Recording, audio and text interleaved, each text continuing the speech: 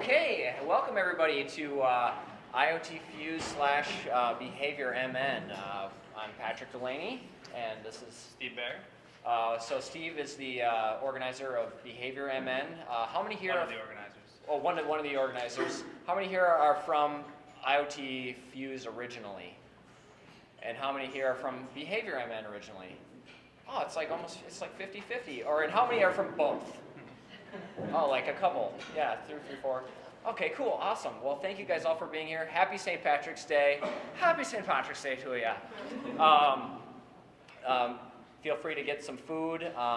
We organize things in a healthy first manner because it's human behavior that you're more likely to eat healthy food if that's first. So we're really excited about tonight. We have 3 really great speakers, but we're going to start off with some announcements, and Steve will start off talking about his announcements for Behavior MN. Well, mine are pretty quick. So Industrious actually is the co-working space here that's letting us use the space. So I just want to give a shout out to Industrious. And then Retrace Health paid for the food and beer for this thing, so they're kind of sponsoring the event. So I want to give a shout out to them. Just a quick word on them. They're and I actually work for them, so disclosing that. But so they're a full-service primary care clinic that does home and video visits. So they bring the care to the patient. And that's all I'll say about that. If you're interested, you can look up more online, retracehealth.com. And that's it for our announcement. Cool. All right. And we have one quick sponsor shout out to the Nerdery. Awesome. Thank you to the Nerdery. They're our platinum sponsor. And I'm going to hand it over for Justin for a couple of minutes here for our conference announcement. We have a conference coming up. Yeah, who here has heard of IoT Fuse, the conference on April 22nd? Heard of it. Who here has signed up for it? Okay, if you've not signed up for it, it's a full day long conference. It's going to be at the University of St. Thomas, downtown Minneapolis. Looks like some people's calling me.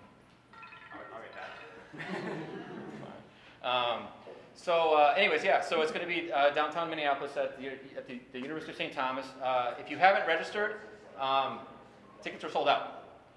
But since you are here tonight, we actually have a special promo code. So if you go to iotfuse.com/register, you're going to see that the tickets are all sold out.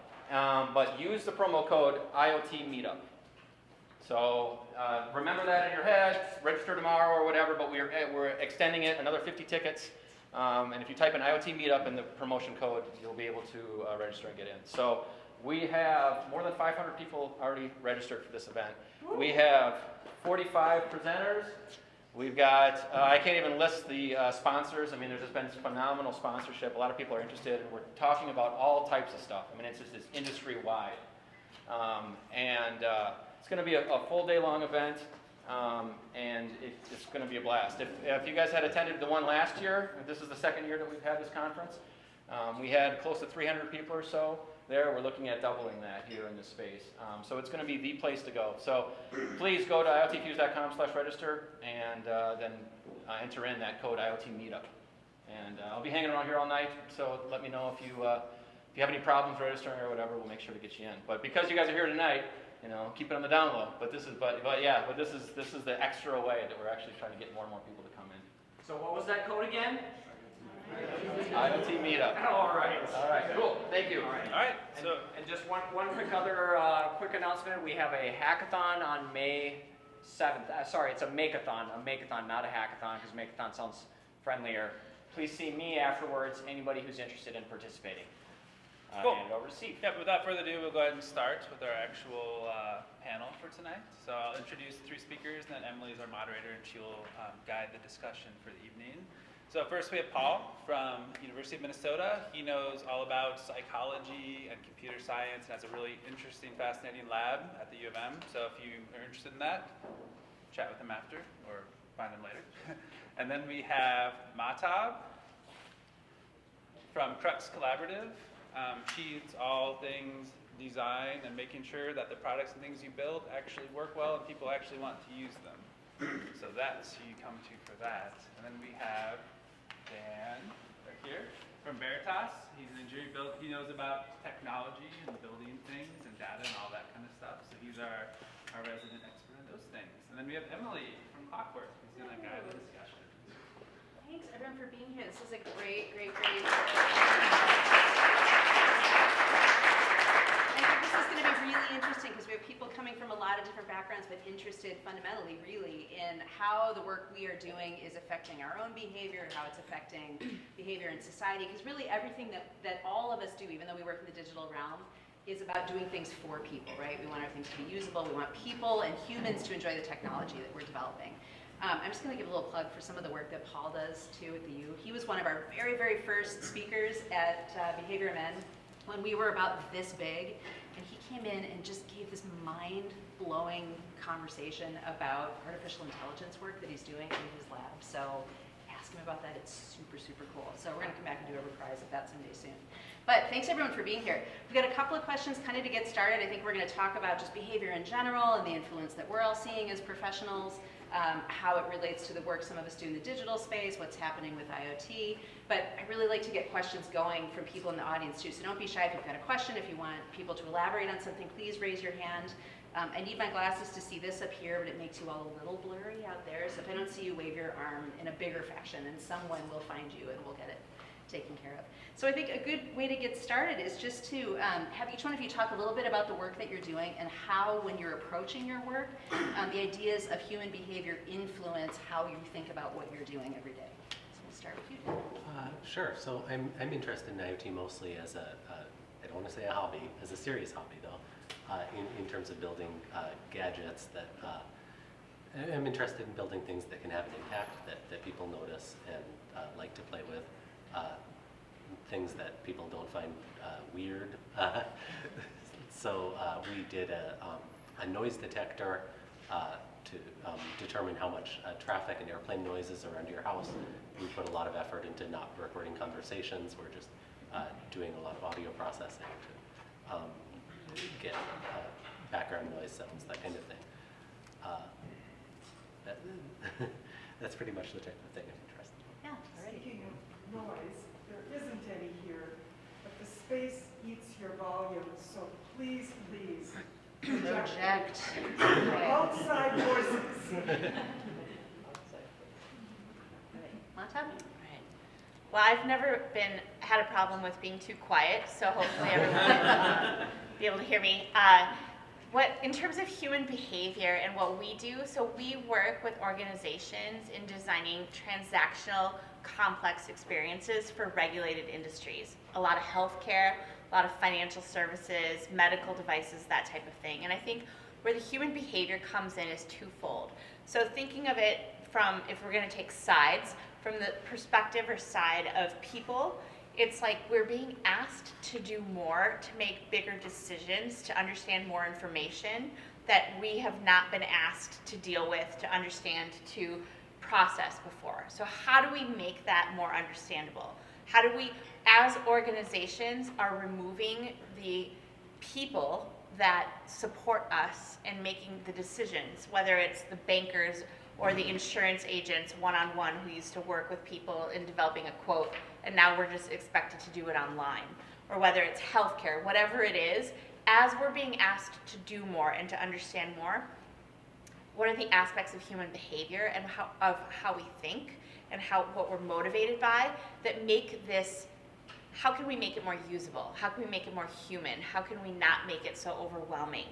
I think that's that piece. And then I think from the perspective or side of the organizations, there's very much this aspect of they want people to change their behavior. It costs them a lot more money to have a human being walk somebody through the process of signing up for their annual benefits. And if they can just get that person to sign up online alone, it's a lot more cost effective for them. So as an organization, how do they design that experience that in a way that promotes people who are not necessarily inclined to want to do that alone, to want to do that online? What promotes them to be able to do that? So I think it's sort of twofold and often in conflict. But I think that those are the two aspects of it that we deal with. Yeah, and I'm the academic in the group, which means that I haven't done much practical with my life at all.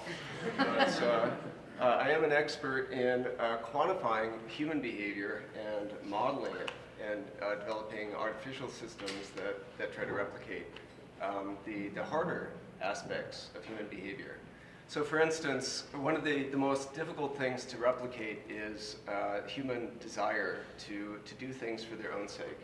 So this manifests as something as simple as getting a computer to want to play a video game.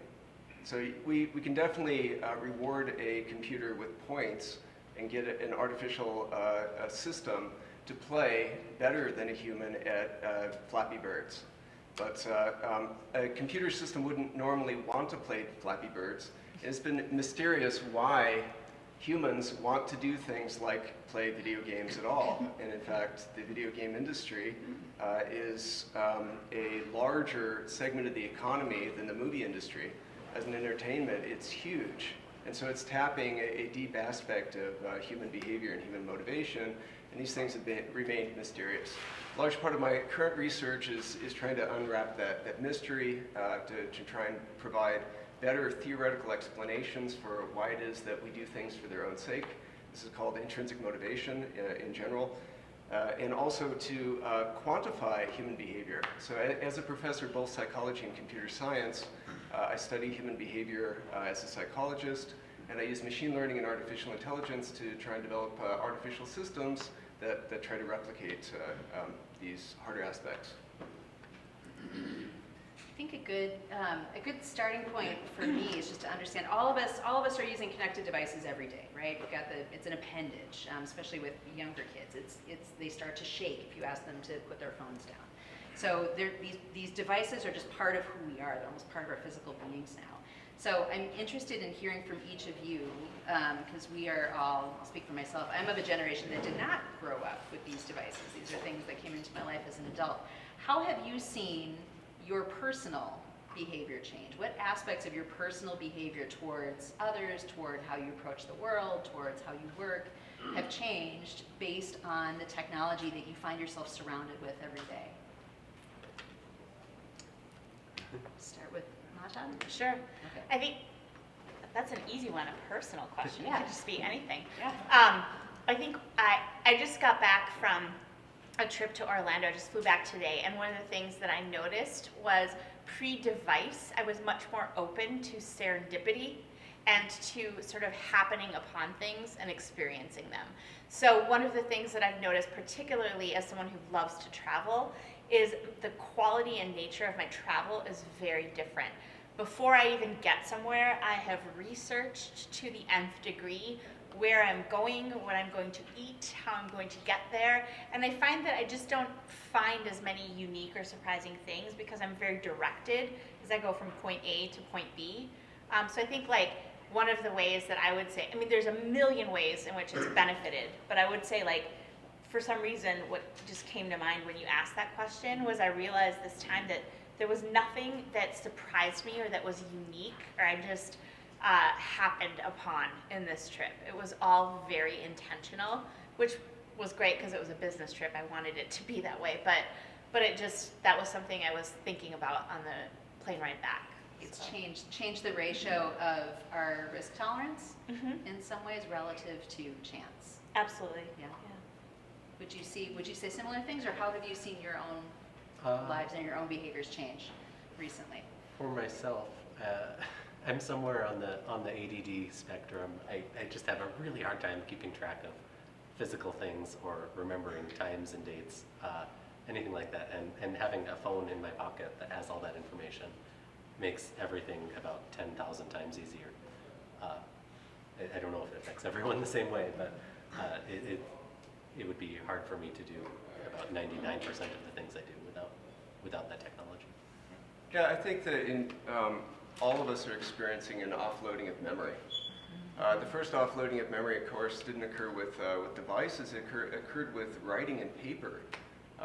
People used to memorize the entire Odyssey of Homer and be able to tell it from scratch. Those sorts of memory skills are completely lost. All students in the Middle Ages learned something called a memory palace, where you spatialize memory so that you can keep track of a very large set of facts and order them, because it was difficult to actually write them down. And now I can't navigate. I couldn't figure out how to get here if I don't have my device.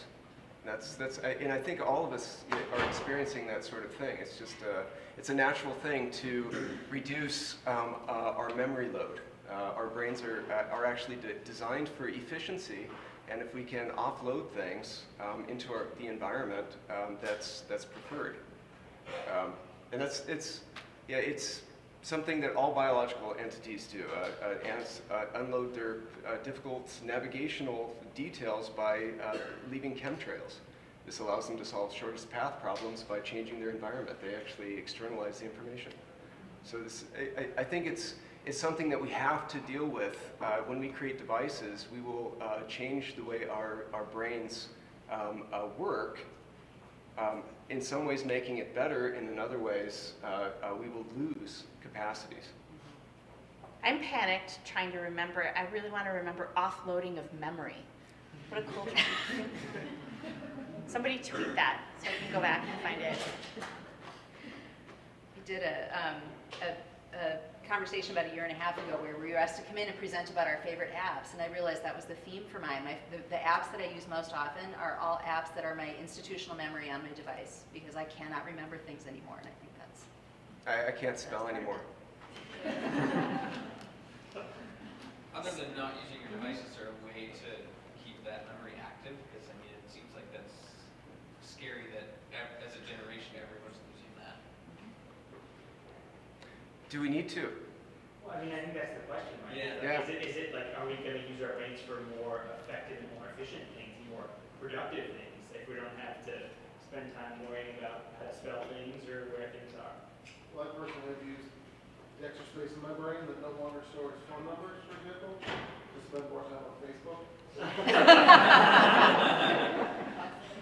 Robert? Good use. I have a question. I mean, Yeah. first I like that you use Mind Pals. First time I've heard that other than Sherlock.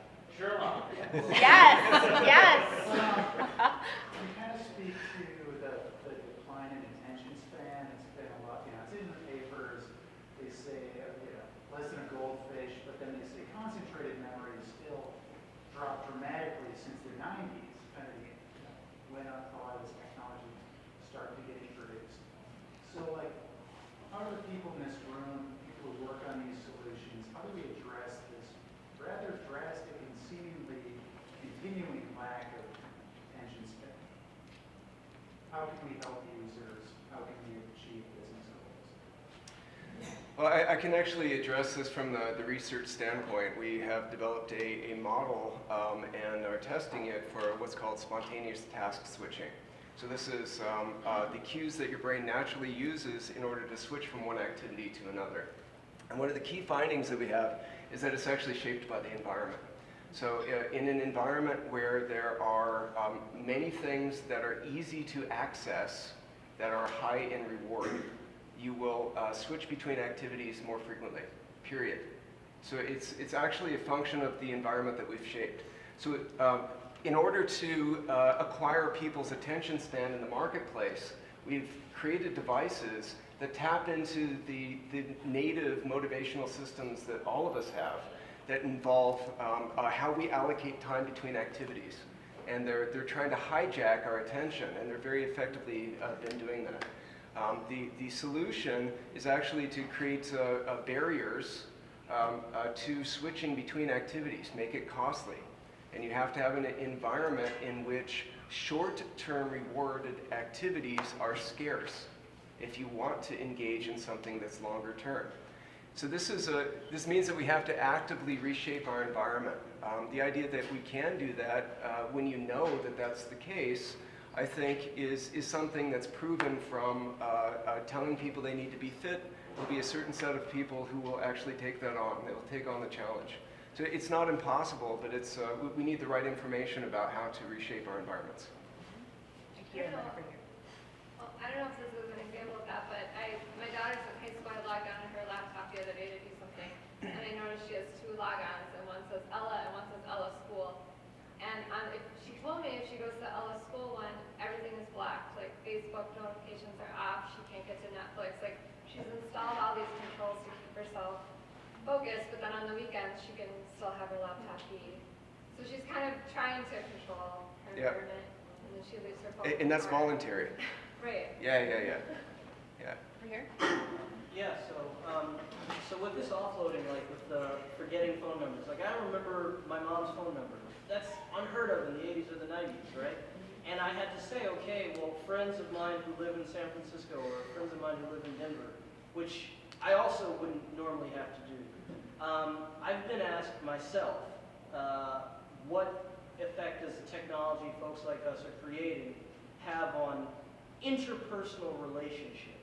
Like, are we responsible for the tenderizing of romance, right? When we get to that kind of Logan's Run thing, for any of you who know what I'm talking, where you just dial a button and a person shows up at your house. Like, are we losing, like,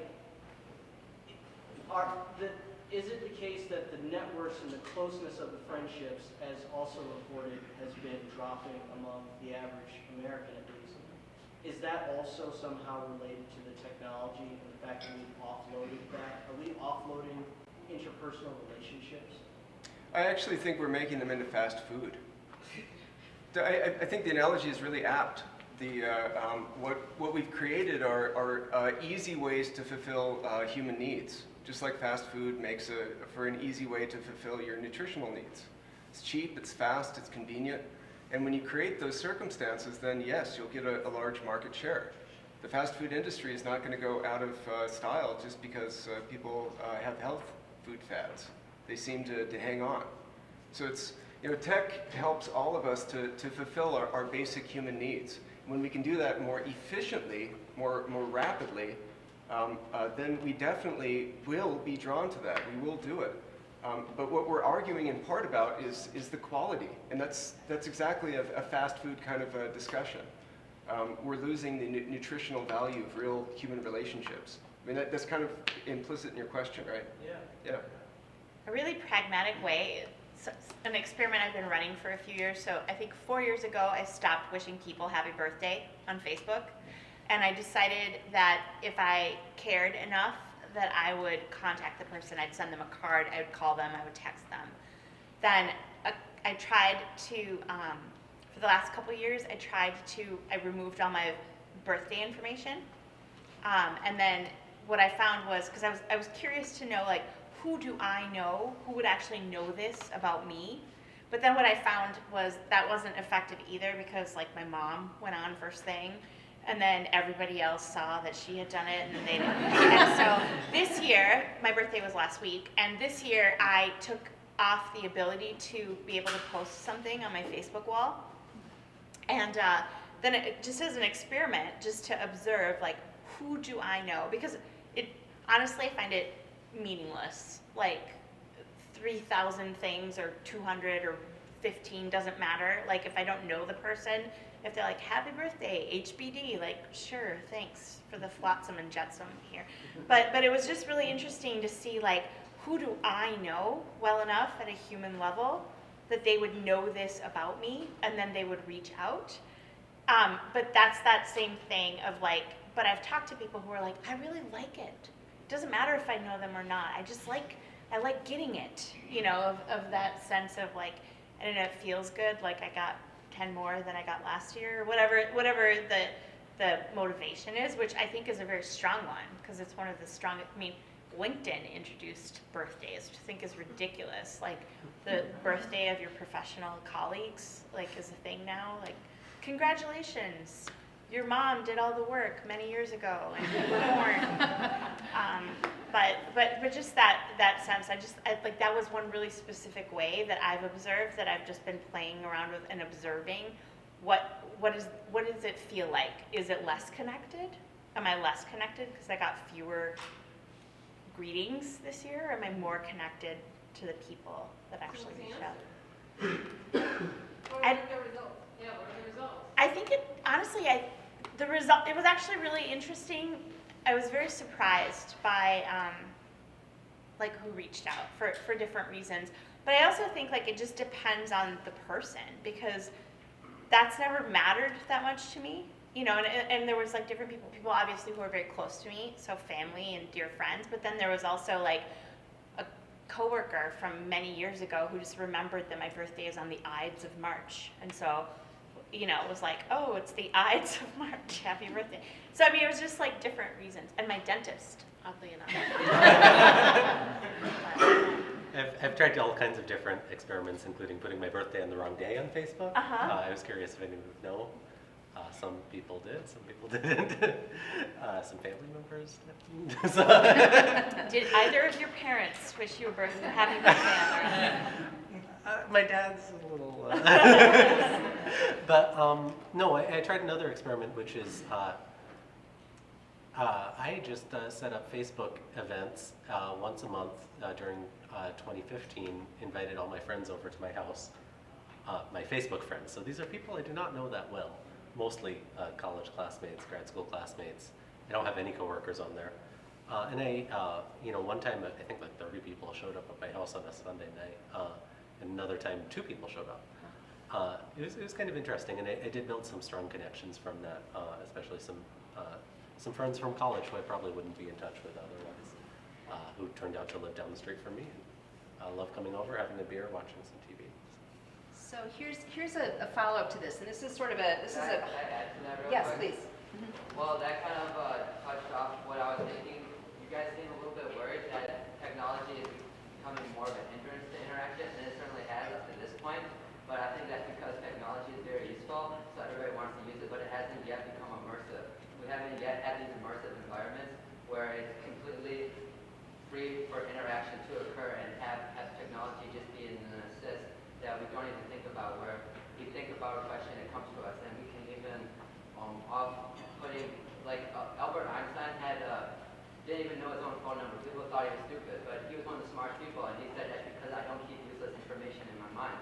Same thing with Henry Ford. He was on trial, and he didn't know the answer to why the engine worked a certain way, but he doesn't know those details. He just knew the details of how to run a company, and that's what technology is going to give the power to everyday people to automate that type of thought process, not just information, but just thinking about like their everyday life and strategic things, and taking it to the next process where like technology would be smart and saying, okay, well you've shown this pattern, these interests, we suggest you do these things with your day, and then these people, and then have this more of a community being facilitated by the technology instead of separating us, bringing us closer together. And I think it's kind of leading into a follow-up I wanted to ask too, that again feels sort of theoretical at this point, so I'm interested in the opinions not only of the people up here, but of those in the room as well. We've been having a conversation about how is technology getting in the way of sort of the fast foodization of human relationships, and are we creating a generation of people whom that's how they know how to interact with one another? I came across a statistic a couple of weeks ago that shows that 50%, half of Generation Z, so the true digital millennials, you know, kids who are coming up into high school now, who've really grown up with a phone in their hands, believe that their social life takes place via social media. That's their social life, is through the apps on their phone. They're perfectly content to never be in the same room with one another. Their social life is via the screen. That's what it constitutes. So if at the very beginning we said the role that we all have here is creating technology for humans, and creating technology to enrich human experience, yet we now have a generation that does not have a lot of human experience. What are we doing? What is that going to mean for those of us who work in technology 20 years from now? What are the expectations going to be? I don't have an answer to that. I'm just interested in that as a theory of where we're headed. Yes? I'm kind of curious, I think the ultimate design when you're thinking of systems is what's your end goal? What are we ultimately trying to do? I think for the majority of, at least the systems we're talking about here, Facebook, quick messaging, Instagram, all that, we've reverted to this idea, or we could revert to the idea of, do we evaluate these systems on a perspective of, are we increasing total human happiness, or are we trying to fully actuate the individual? I think the systems we design, they operate very lizard brain, and I'm not the strongest psychologist in the room, I'll tell you that much. But they're operating on these kind of back of mind, instant reward type of receptors. And I think if you look at it from a perspective of the systems that we're creating, are they actually increasing total human happiness? Well, probably are. If you try to then extend that to, are we perhaps creating a system that's ideal or perfect or actually enhances total social interaction? I think we may fall down there. But if you look at it, I mean, it all depends on what the outcome you're trying to achieve is. And for the most part, I think it's profit driven, right? Because these systems are paid for by companies. And because of that, happiness is profitable to some degree. And that's what we want. So I want to actually throw a curveball in this based on what do we want. So increasingly, research on education is showing that you cannot mix. So I've been part of a White House symposium on trying to gamify learning. And unfortunately, it doesn't look like it's going to work. And the major reason is that learning requires subjecting people to challenge. So challenge is required for the human brain to adapt. And yet, at the same time, challenge is naturally aversive. So the experience that people have when they're challenged is one of wanting to avoid it, wanting to get away from it. And technology increasingly is allowing us to form niches in which we can hide from the aspects of the world that we don't want. And to the extent that we can do that, then we create a space in which we're happy. We think we're happy, but we're also not challenged. And if we're not challenged, then we're not growing. We're not learning, we're not becoming actualized. So if our goal is to actually create people that are more adaptive, where the technology expands human capabilities, we have to somehow mix into our technology the concept of challenge. And that actually is the challenge, I think, of the next generation of technology. How do we develop technologies that can capitalize on the fact that they're enjoyable to use, but the enjoyment itself is actually going to lead to niche behavior and potentially loss of function and loss of adaptive capacity. In some aspects, though, isn't the increase in technology forcing us to adapt faster and learn faster? Because, I mean, think from like a work perspective rather than a social perspective. This increase in technology is challenging us even more faster than ever before. I agree with that too. So in order for the current generation to adapt to technology, it is forcing everyone over 25 to increase their adaptive capacity. And I'm over 40, so my ability to continue to adapt as technology switches is even more challenged. And the older you are, then you're facing these challenges. But we just actually were talking about the Generation Z, those that are growing up with it. So they will not necessarily be generating a new set of technologies that will challenge themselves. So what I'm saying is there is a real danger in forming social networks that are closed, and that's increasingly happening. There's also an increase in social behaviors that are exclusive and authoritarian. So when people are challenged and they can't cope with the challenge, they become defensive and want to resecure their environment. And it's a trend that's magnifying and growing very rapidly, exactly because we live in an environment now where the pace of change is high and the adaptive capacity may not be enough for the pace of change. So I agree that the challenges are there, but the technology may actually make it harder for the newer generation to adapt. But like you said, people do take on challenges every day. That's right. People get fit, people go into academia, people work at tech companies where you have to be self-motivated to accomplish anything. Is it just that some small set of people are genetically tuned to that, or where? Yeah, no, it really is. It's a fundamental human motive. So my work on intrinsic motivation is that the two major motivators that go beyond our basic needs, homeostatic needs, and sexual drive, and affiliative needs. So we have social needs, we have reproductive needs, we have physical needs. After all of those are satisfied, the things that remain are the desire for mastery and increase in knowledge. So it's these self-improvement motives. They're always there, and there are personality differences. Your Big Five personality test will actually reveal a lot about whether or not you want to be the best at something, if you really want to invest in a mastery orientation. So there are individual differences, but we all have a mastery drive. It's always there. but it's not clear to me that tech is subserving that drive particularly well. So that's actually the argument. So how do we find, for those of us who are in the business of designing products, of designing digital experiences and some sort, how do you rationalize that idea of this intrinsic drive for mastery and challenge that's required for growth with the sort of technical drive to make it as simple as possible, as easy, as usable as possible? So where does that intersection of challenge and usability exist? So human knowledge can only grow if it's scaffolded. So you can't actually gain new knowledge in a domain if you don't have the requisite background knowledge to build on. And same thing with human skills. So making something easy and yet providing the right gradient of challenge is something that is at the heart of trying to add technology into education right now. So it still isn't fun for most people to do that, but it is engaging.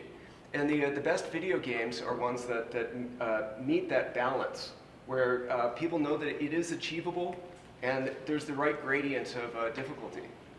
Can technology help in obtaining the social, affiliative, sexual needs so that you have energy freed up for the mastery and the... Maybe that's what Tinder's done. Yes. What I'm wondering, and I agree with this gentleman over here, because I lived in Silicon Valley and worked here through the 90s, and I didn't have a computer at my desk, believe it or not. But what I noticed was where technology would have done really good, like in a warehouse one place I worked, where people memorize part numbers. Like somebody come in, they go, oh yeah, that's a 256351. And I think, now that would be a good place to have something on a tablet somewhere so you can have all these numbers so you don't have to remember these numbers, because I could never understand why somebody would want to memorize that kind of information. So do you think maybe we're using technology could be really good for some areas, that maybe people don't use it for that, but we use it for the things that, you know, it could enhance our relationships. Like today I asked somebody out on a date in person, but then I went over to Facebook and found the link to the play at the Guthrie that I wanted to invite her to show her, you know, so she could get more information on the play. So I felt like that was a good use of technology. I can speak to the, at least the memorization and the need for that. Typically those types of systems evolve when memory becomes faster than looking at it on a computer. So if it's something you're working with every day, I mean, just take it out of that spectrum and go back to like an auto mechanic, right? But they know that every floor they ever work on, there's 3 different ratchet sizes. It's 3/8, it's 5/8, and 7/16, right? They're going to know which bolts are which without having to go back and consult the manual, because that to their day gives them an extra, half hour to an hour to work. They just access it so frequently that it becomes, it's not like they sit down and intend to memorize, at least usually. It's just because they've worked with it for so long, those part numbers, they stick. Yeah, there's a deep aspect of mastery and competence. We have a really strong desire for competence. And there are studies of what makes the difference between a happy assembly line worker and an unhappy assembly line worker. And there, in fact, are people that have worked 40 years in an assembly line and enjoyed their job. And the ones that enjoy it report that they, throughout their entire career, worked on improving, becoming more efficient, becoming better at it, feeling more competent at the thing that they're doing. So that experience of competence is something that's deeply satisfying. And the ones that quit, the ones that hated it, the ones that for which the assembly line job was the most miserable thing ever, were the ones who really never wanted to be competent at it, didn't feel like they could invest themselves in it, and experienced something where they would have preferred if a robot could have done it. So, I mean, if you have a job, you want to be competent at it. So whatever we ask people to do, if you take away their ability to be competent in their job, there will be a psychological cost associated with that. So I'm listening to the value of leveraging and offloading some of this information. And I can hear that side and I can hear the fast food side. I'm just trying to put myself in that spot, and since we're IoT here too, I'm thinking about the fully immersive kind of Oculus Rift scenario, the Google Glass. If I see my friend and I've got Google Glass and it says, this is Tron, he works on this is when his birthday is, all that. The fact that I remember that stuff, somehow it seems meaningless to me, in the same way that I have to assume that, some lady would say, oh yeah, sure, you remember my birthday, right? Like, even if I created the algorithm that'll remember the birthday, remember the favorite color, remember the favorite place where we first kissed, and all that, even if I created the algorithm and it does all the work, am I really romantic? Or am I just right? If I'm in a deep immersive experience, a Second Life or a Sword Art Online kind of world, I get to interact with a gazillion different folks, and all these things are in the ambient environment giving me this information, but it's still effectively empty because I never even had the opportunity to determine that it was worth enough to me to remember it. And I'm trying to understand, like, if we fast food desires everything, like, is it, what do we get? Do we get anything? Sick, fat, and dead. And if she thought you remembered it, then it was romantic. As long as she doesn't know about your little secret. Is the comment sort of about how do we determine what's valuable information and what's valuable in an interaction in that kind of scenario? Yeah, if we no longer have a baseline for memory. If we offload everything, how do we know what's worth offloading and what's not? Because I'm totally right. Yeah. Like, do we lose part of our humanity in not remembering things? Yeah. Well, What if we expanded it? We don't have to remember how to beat our heart. We don't have to remember how to do a lot of things in our body. So what if instead of having to remember all these things, we spend most of our processing time doing something that's on top of that we just can't see? Yes, right here. Is it possible for us to create something that's not human? That's not what? Human. Like, what I'm hearing is that a lot of these things, like, they're somehow like not human, or they're like a poor substitute for human interaction, but they are human things that humans are creating. It's just a different way than how we're used to interacting, right? I tend to agree with that. Like with the Gen Z example that you gave, that's what they assume perhaps their social life is, and I don't know why we find that unacceptable. If that's their reality and they're happy and they're content and their social life is as fulfilling as an offline social interaction that you and I may find fulfilling. For some reason, I'm not thinking less of it. A number of occurrences and number of interactions that they can't actually do otherwise. Like I'm living abroad, like a lot of my connections are overseas, and the quality of connection I have is way superior than 10 years ago. Otherwise, I would have lost a lot of relationships, even with cousins. But now I can keep them up. And I don't think less of it just because we don't have the offline physical, just as frequently occurring. But I wanted to add to what you said, and this is where I find behavior and IoT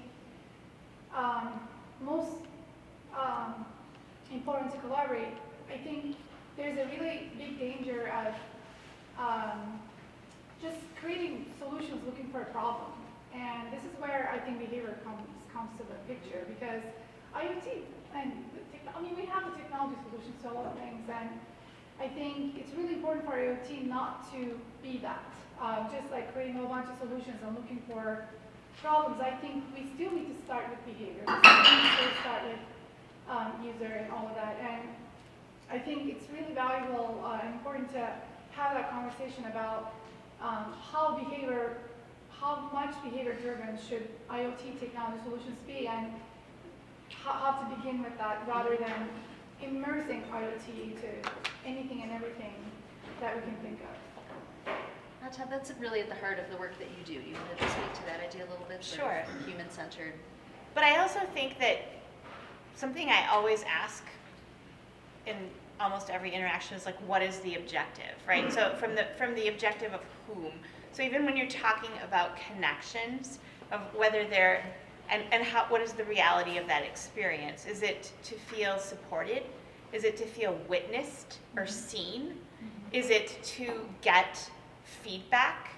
Is it to get a perspective that's different from your own? Is it, so I mean, I think like when we're talking about that, organizations, corporations have different objectives for human behavior than humans themselves do a lot of the time. So I mean, and I think that to the degree that they are able to drive that conversation and reshape what you think your motivation is to do something, or whether to the degree you're able to define that for yourself. And none of these, I mean, none of this has a answer. There are many answers, you know, and I think part of it is like, what are we, at a level of human connection, at a level of functioning to be able to complete basic tasks, at a level of health, at a level of parenting. I mean, it just depends, as we're talking about the objective of how we're making that intersection between what is the need, what's the behavior, and who's decided they want you to behave this way. Have you decided, or has it been decided for you? You know, I mean, I think like that's the thing when earlier someone mentioned this idea of an AI engine getting to know your patterns and then telling you what it is that it thinks you should do for the day, which, you know, is like the premise of many fabulous sci-fi dystopian novels, is like, at what point does that go really, really bad? And at what point could it be really amazing? So. I need to add in on that. For the Internet of Things, I think the immersive environment is good, but if it goes into a way that brings us further apart from one another, so we can cut ourselves off in this world that appears real, but it's like a dystopian paradise like the Matrix or something, I don't think we would want to live in a world like that. But if we can make it so if we can strengthen the sharing economy so it brings us together, because it's kind of a no-brainer that we're going in this direction. Just look down like suburbia. You have all these lawnmowers. Every garage has a lawnmower. There's no reason for every single person to have a lawnmower. Nobody ever mows their lawn at the same time. And if we were able to have technology that was able to facilitate those interactions, so if the community was able to share their stuff in a more facilitated manner where it's all out in the open, then that will bring people together, not farther apart. Except that you're forgetting the human behavior, right? Everyone wants their own. And do they want their own, or have they been trained to want their own from a young age? They've been trained. Yeah, but I'm saying it doesn't matter that they've been trained. At 40-something, that man in the house wants his own. It's eventually going to crumble down, and we're not going to perpetuate the system that's destroying the planet. It's just not going to happen. I was in the Amazon for a month last year. They share everything. They're not like mine. It's awesome. Yes. I have a question. I've been seeing a lot of Internet of Things applications lately that share data about your own behavior and present it back to you. And I was actually at a service jam a couple weeks ago, and one of the teams came up with this awesome product that would measure how much water you were using and report it back to you, and then compare even your water consumption to your neighbors or your community's work. So I feel like there's a theory out there that awareness equals behavior change. No, absolutely. That's some of Robert Cialdini's work.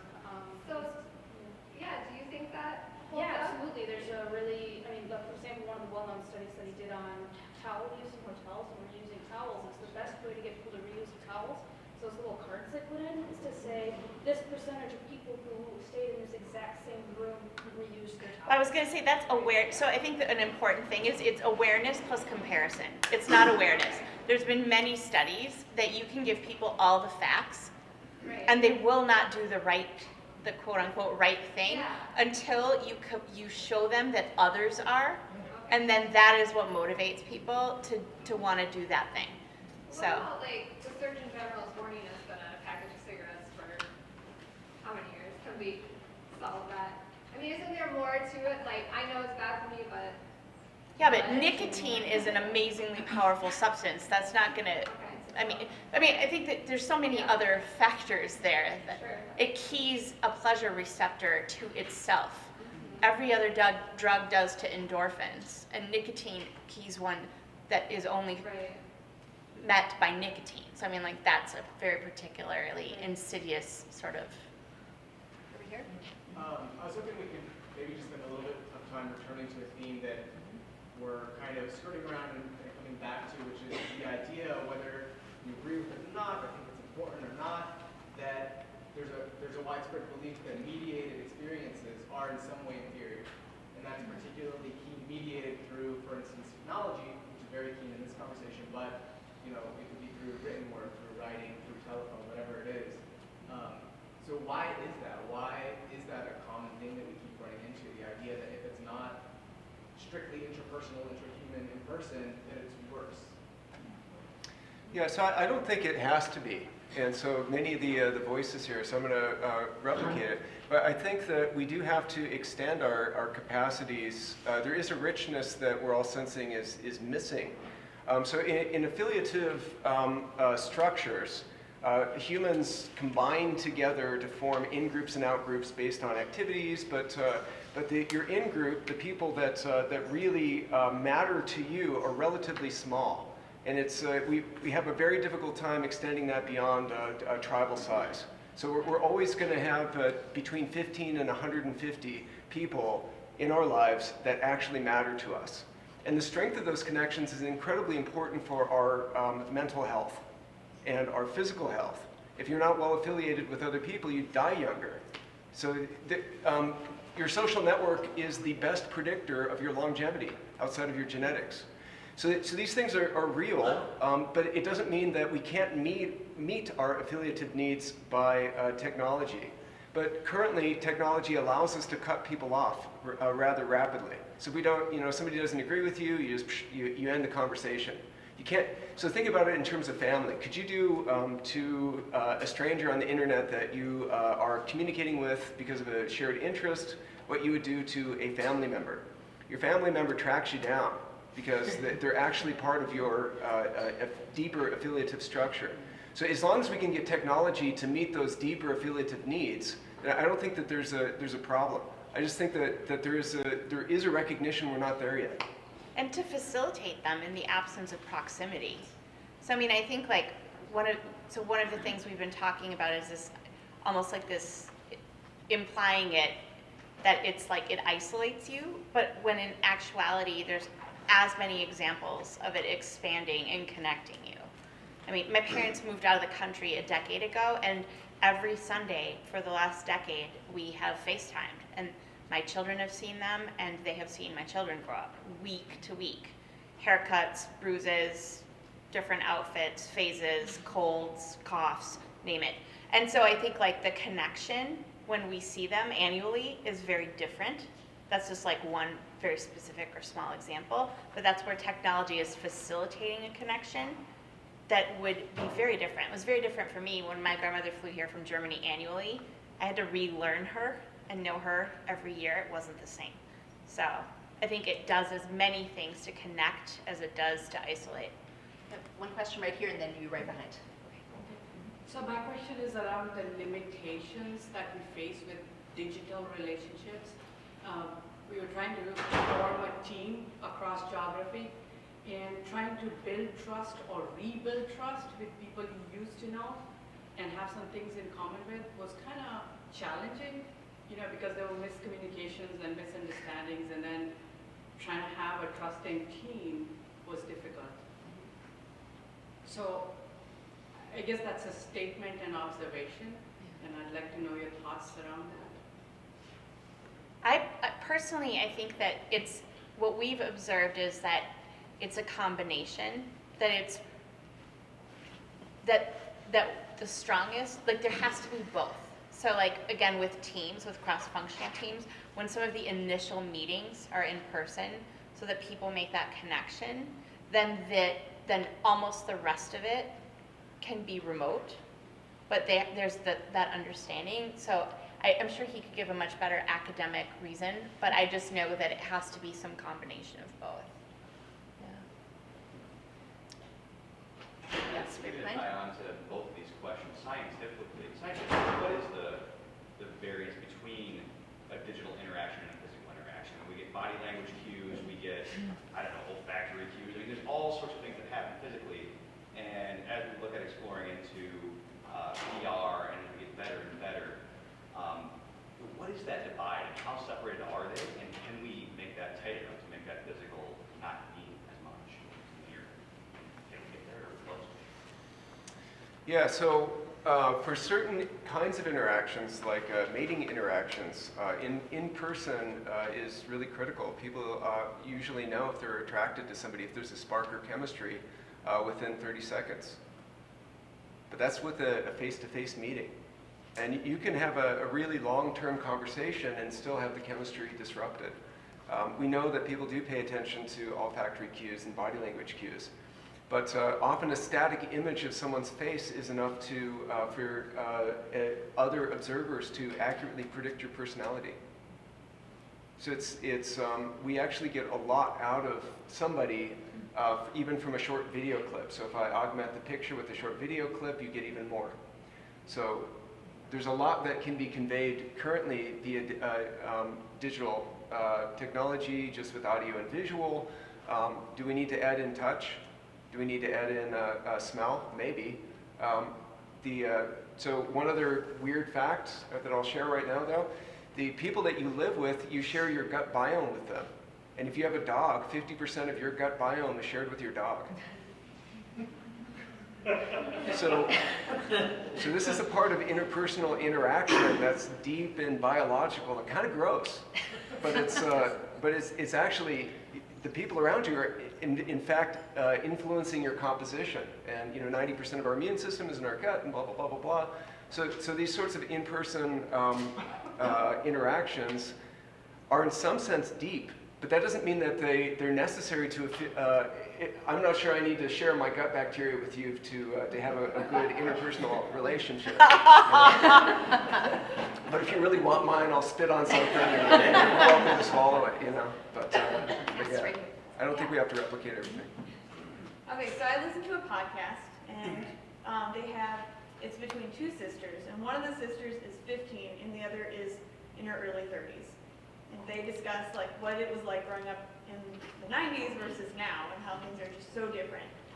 And one of the days they were talking about Snapchat, and how this girl is like, oh yeah, my best friends were always on Snapchat together, we just know each other so well. And then this last week, she was saying how crazy it was, because she actually got together with who she considers to be her best friends. And the mom had walked in, and she noticed that they were all crying. And she was just like, that was insane. And she was like, the daughter was saying how that was the first time we actually had a conversation and heard each other. And we just all broke down because we realized with Snapchat, you're talking over each other. You don't actually listen. Yeah. And she was just realizing oh, this is what a real friend is. So even these best friendships on Snapchat, I mean people are still 15-year-olds are oh, you realize you need that in-person connection to actually share those real emotions and real connections with, to actually have that strong. I think Snapchat's a good example of this mastery drive, because that thing is incomprehensible. Thank you. Anyone who's ever looked at it, it is impossible. I feel like my mom trying to learn to use the VCR. Yes. I don't know, where is it? Who, right. How do I find it? It makes no sense. It makes no sense at all. Really interesting presentation at IA Summit this year on pattern recognition, and she did this whole scheme of how hard it was to how easy it was to recognize things. And things like human expression was so much easier than text. So actually Snapchat, because my daughter drives me, she's always taking selfies and putting them on Snapchat. But what I realized was she's able to communicate so much more through just her face and sending it, then typing, oh my gosh, that's so terrible, let's talk about it later tonight. It's she doesn't have to say anything. She doesn't have to say anything anymore. I want to come back to something that Dan said at the very, very beginning. Checking the time here, we'll ask one more question and then take a few more, I think, and then feel free to stay and chat afterwards, but we're coming up on just about an hour here.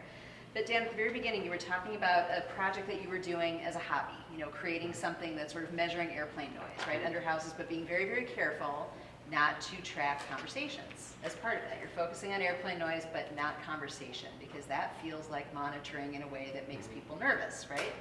I listened to a podcast recently on something called Note to Self, which is about what it's like to be human with technology. And she did an episode with an author, named, I believe his name is Walter Kern, who wrote an article recently saying, if you're not paranoid, you're crazy, about how our devices are all listening to us. Even when you don't think it is, it's listening to you in a way and reporting that information back in a way that it can then respond to you in a very personal way.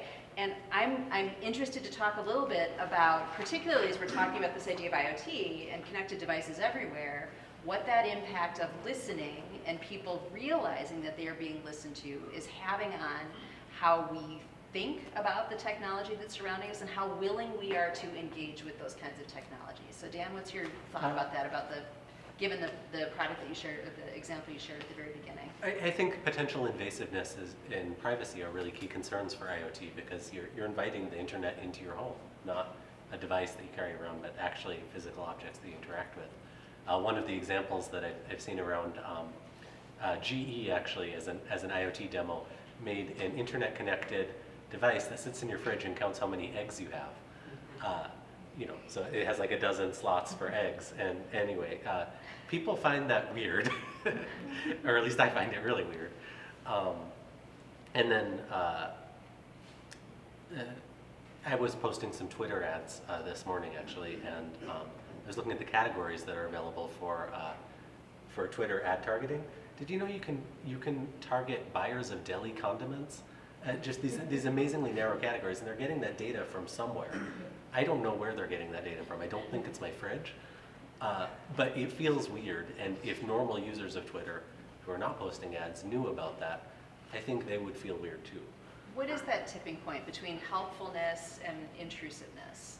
Do you have thoughts about that? Well, I mean, I think that if the general public understood the degree to which they are being monitored, tracked, and that information is being used for/against them, that they would be appalled.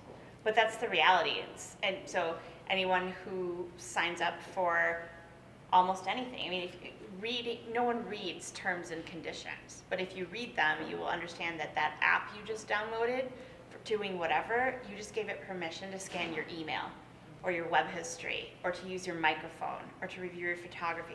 I mean, and again, we're all just like, sure, I accept, I want to get to the thing. But I mean, I just think like that aspect of, so the reality of what's happening as opposed to the awareness there's such a differential there. And then I think it's also like, who's in control of the data and for what reason?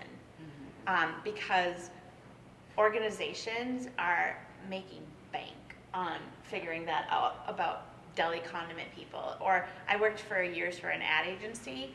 We realized that women in the third trimester, of their second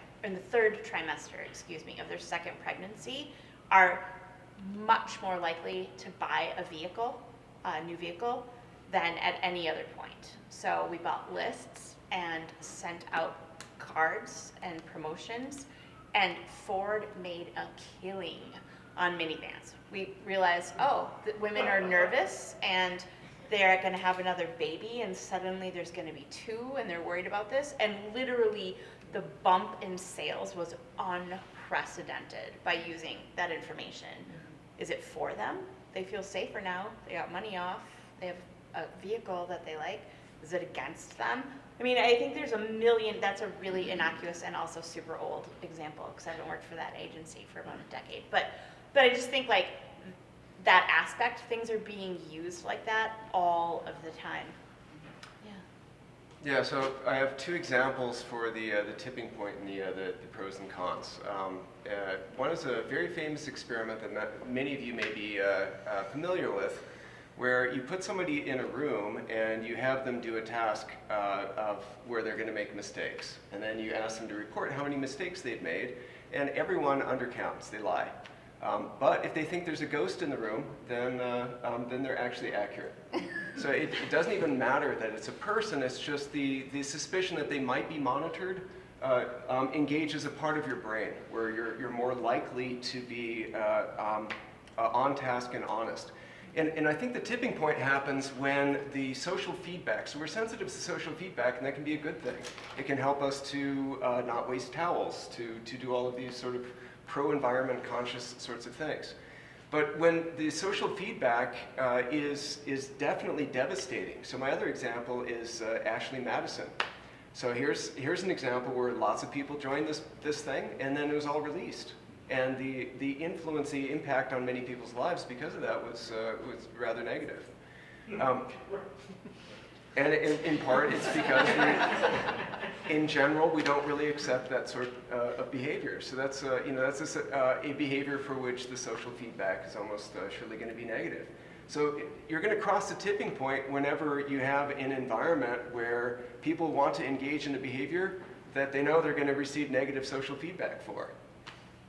And if they're monitored about it, then it's going to increase anxiety in problems. And a lot of this then has to do with an open society and how tolerant we are.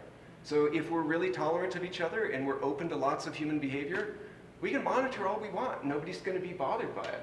But if we have a closed society where we have very rigid norms, then the tipping point's going to be a lot farther towards don't frickin' monitor me because I know you're going to mess up my life with your negative opinion of my I don't think it's just even behavior. Opinions, it's actual consequences. Yeah. So, for example, my best friend is a family practice doc, and when she had her second kid, they give you a test in your second trimester to see if you have gestational diabetes. They came back borderline, and she knew that meant if she had a third, that it would come back for sure. A high probability that it would come back. And she said, I'm not consenting. She's a doctor taking a prenatal screening, and she said, I'm not consenting to that screening if I have a third child because I know what the impacts it's going to have on how I'm dealt with from an insurance perspective. And think about that. Like someone who's aware is going to not consent to have, a doctor is not going to consent to have health care. I think, again, if people understood the degree to which they are monitored and the impact that has, I think we'd all have if we really stopped to think about it, we would change a lot of behaviors. But there's really nothing you can do to stop the tracking. I have a question over here. Yeah. So, Daniel, being a maker, you tell us how easy or how hard is it, how long does it take to make the types of devices that monitor people these days? Can you give us some examples of what you've seen in the different activities you do? I'm not sure about that. You could plug in a camera to a Raspberry Pi and have something that watches a place very easily. In terms of wearables, that kind of tracking, that tends to be more of a professional activity because you have to miniaturize the components and that kind of thing. Well, what about our cell phones? Yeah. One of us was to screen the okay and then whatever with that engage the microphone. How many phones in the room might go on? I don't know how many holes there are in the Android operating system that let you put an app that would take pictures and take your location. I'm guessing it's greater than 0. So right now I'm engaged in a project with a open source software company where they're allowing us to record everything that's happening on their servers. And we can get almost a complete record of all human behavior that's happening in the organization from the server activity because of cloud computing. So everything you do, every interaction, every save, which app you're using, everything. So having access to the server now is giving us this enormously rich database of human activity. And as a psychologist, I love it. But it's, at the same time, when you're online, everything that you're doing online, increasingly, it's just leaving the signature behind, a digital signature of what you've done. I have a question on that. So that's been in place for a long time. So do you think it's the attitude of knowing, now that you have access to that server, now you know what's really true, which has really been going on for several years, changes your opinion of it? Yeah, well, that's like Schrodinger's cat or something. We've opened a box and now we're changing the wave function. It's collapsed. Yeah, I think knowing that you're being monitored actually will change human behavior. But again, it's in light of the perceived repercussions of it. Yeah. So if you have a high perception of for harms, in this is again there's individual differences. Some people feel threats everywhere, and other people are very unthreatened by being watched. Younger people tend to be less concerned about being watched than older people.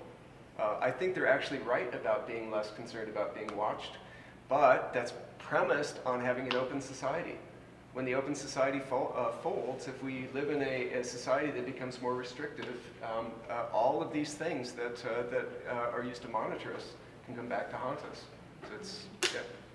We get one last one in here. There's a longer story there just by finding out that something's being monitored. There are two sides. One's the nefarious monitoring, which obviously we have things to do around that. When the example of the towel on the floor, right? Well, if someone said, if there was also a place on that card that said, by the way, do you consent to us putting in a database your name and whether you pick up the towel or not, right? Most people would say no. But if the next question is, and if you consent, we'll take $10 off your bill, which presumably is what's happening, because if the cleaning costs are lower, then overall costs are lower, right? Once you actually say, yes, you're being monitored, but you're also getting a benefit from it, that calculation dramatically changes. It does. No one wants to be monitored except when we get all the benefits. Well, and again, though, it depends, right? It was a behavior meetup where the gentleman with the lab rat at the U of M was talking about the decision-making points, and he was applying it practically to why am I blanking? To rehab. Yeah, he is an addiction scientist. Thank you. On addiction And I research, came up with yeah. rehab. So he was talking about addiction. I was like, to the thing where you can't stop doing the thing. And it was really interesting of talking about like working with people to understand these decision-making points where some people actually do really well when they're rewarded for coming in to a clinic and having a clean urine sample. And some people, it doesn't matter if you were going to give them all the money in the world, it's some other thing. He was talking about why AA and sort of these traditional 12-step programs only work for a certain segment of the population, and how he's studying how to define these other ways of dealing with addiction. And that was one of the examples that he used. But that's like the tobacco, where you're dealing with the biology, that's a slightly different. But just when we're presented with all the benefits, because we do get tremendous benefits from all the monitoring, that people maybe make a different calculation when they're aware of it. Yeah. I'm just going to do a quick, in interest of time, we've been going for just more than an hour, so I think we'll call that our last question of the evening. I'd like to thank Paul and Mahtab and Dan for being here tonight. Everybody else for being here tonight. I think this was a really nice collision of ideas and different points of view on the topic. I think we can stay in the room for another, I don't know, half hour, 45 minutes or so, so feel free to stay and mingle and chat and ask more questions of our panelists. So thank you for being here. Thank all of you for being here.